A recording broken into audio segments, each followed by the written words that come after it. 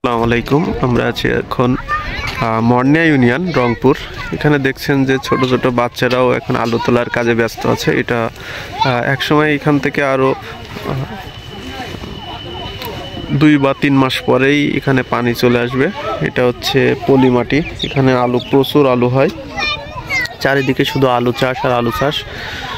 কিভাবে দেখছেন আপনারা, বস্তা এনে মাঠ থেকে বস্তা হয়ে এখান থেকে ঘোড়া গাড়ি বহর দিয়ে এটা মেন রাস্তায় নিয়ে যাইবে। এপাশে সবাই আলু তোলায় ব্যস্ত আছে। এখানে আমরা যদি ওপাশটা একটু দেখি তাহলে দেখে বুঝতে পারবেন এর সঙ্গে এখনো আলু, বহুত ছোট ছোট আলু, যেটা দিয়ে এনারা আলুর খাটা কি বলে যেন। আর এটা হচ্ছে আমরা এই পাশেই যদি যাইতে পারি, এটা হচ্ছে যে তামাক গাছ আর কি, যে তামাক দিয়ে সিগারেট তৈরি হয় বা পান দিয়ে খায়, সেই তামাক ডিরেক্টলি এটা তামাক চাষ হয় এখানে। ওপাশে যদি একটু দেখানোর চেষ্টা করি তাহলে ওপাশে ওই যে উঁচু একটু উপরে দেখা যাচ্ছে, ওগুলো হচ্ছে ভুট্টা গাছ। এটা সব মাঠের ভিতরে। এখানে আর কিছুদিন পরেই এখান থেকে মানে বর্ষাকাল আসলেই তিস্তা নদী, যে নদী আছে তিস্তা, এখান থেকে পানি এসে এখানে সবাই পানি চারিদিকে সব পানিতে ভরে যাবে। এইখানে আর কোনো কিছুই হবে না। তখন মানুষের জীবনযাপন করা খুবই দুর্বিষহ হয়ে পড়বে।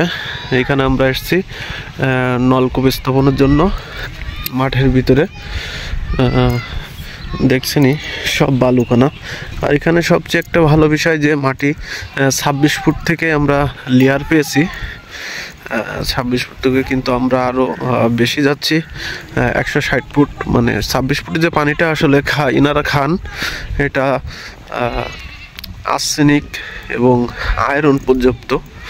কিন্তু ইনারা আসলে সহজ সরল গ্রামের মানুষ, সহজ সরল, তারা না বুঝেই সে পানিটা খেয়ে বিভিন্ন রোগে আক্রান্ত হয়। আমরা যাচ্ছি এখন, চারিদিকে শুধু এভাবে ধুধু মরুভূমি মতো আর কি হয়ে যাবে যখন রোদ, চারিদিকে যখন রোদ হবে তখন এই গাছগুলো আসলে মারা যাবে। আমরা যদি সামনে একটু দেখাই তাহলে বুঝতেই পারবেন। আমরা আছি এখন একটা দ্বীপের উপরে আর কি, এখানে একটু উঁচু। এখানে অনেক মানুষ আগে বসবাস করতো। ওই যে ওদিক দিয়ে যে ছোট ছোট যে গাছগুলো দেখছো, তারা নদী ভাঙনের কারণে, বিভিন্ন কারণে তারা এখান থেকে তাদের ঘর বাড়ি সরিয়ে অন্য জায়গায় অবস্থান করতেছে। এগুলো হচ্ছে তামাক গাছ, ছোট ছোট তামাকের চারা রোপণ করছে। দেখতে একেবারেই বেগুন গাছের মতো। এনারা স্থানীয় ভাষায় এদেরকে আঙ্কু গাছ বলে তারা পরিচিত আর কি। এটা হচ্ছে ভুট্টা চাষ, এখানে ভুট্টাও চাষ হয়। এটা সম্পূর্ণ একসময় দেখা যাবে যে এখান থেকে 2 মাস বা 3 মাস পরে যখন বর্ষার মৌসুম আসবে, তখন তিস্তা নদী দিয়ে পানি এসে সম্পূর্ণ ভরে পানি চারিদিকে পানির একটা পানি হয়ে যাবে জন্য, বা তখন এখান থেকে নৌকা ব্যবহার করতে হবে। আমরা আসছি এমন একটা জায়গা, খুবই কষ্টসাধ্য, এবং এই গ্রামের মানুষগুলো অনেক সহজ সরল। আমরা নতুন কোনো কিছু পাইলে আপডেট আবার দেখানোর চেষ্টা করব ইনশাআল্লাহ। সবাই আমাদের সঙ্গে থাকবেন। ধন্যবাদ।